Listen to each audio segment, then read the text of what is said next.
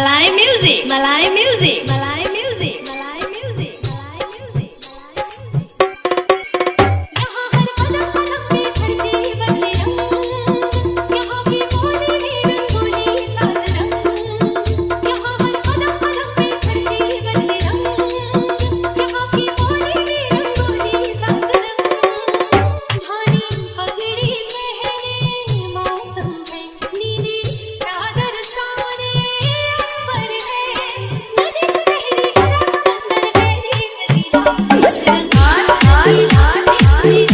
रंगीला इस रंगीला रंगीला इस रंगीला रंगीला इस रंगीला रंगीला इस रंगीला रंगीला इस रंगीला रंगीला इस मेरा रंगीला।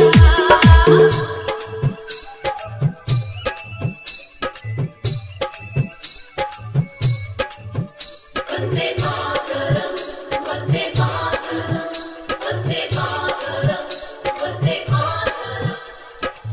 सिंदूरी गालों वाला सूरज जो करे ठिठोली, शर्मीले खेतों को ढक दे चूनर पीली पीली। घूंघट में रंग गगन में रंग चम चम चमकीला, इस रंगीला इस मेरा रंगीला इस रंगीला रंगीला इस मेरा रंगीला।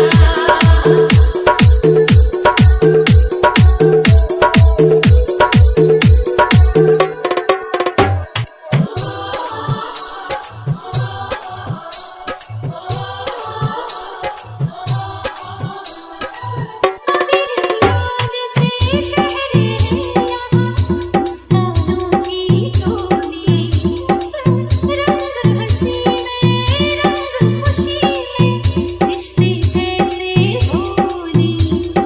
बादों में रंग यादों में रंग रंग रंग रंगीला, इस रंगीला इस मेरा रंगीला इस रंगीला रंगीला इस मेरा रंगीला। इश्क का रंग यहाँ पर गहरा झलके कभी ना उतरे, सच्चे प्यार का ठहरा सा रंग चलते पर ना बिखरे। रंग हरा में है रसीला, इस रंगीला इस मेरा रंगीला इस रंगीला रंगीला इस मेरा रंगीला। यहाँ हर कदम कदम पे धरती बदले रंग, यहाँ की बोली में रंगोली साथ रंग। धानी पगड़ी पहने मौसम है नीली चादर सारे अंबर है, नदी से गहरी हरा समंदर है सकीना इस रंगीला इस मेरा रंगीला इस रंगीला। Malay music, Malay music, Malay music. Chiregaon, Domanpur, Chiregaon, Domanpur, Chiregaon, Domanpur, Chiregaon, Domanpur, Chiregaon, Domanpur, Chiregaon, Domanpur.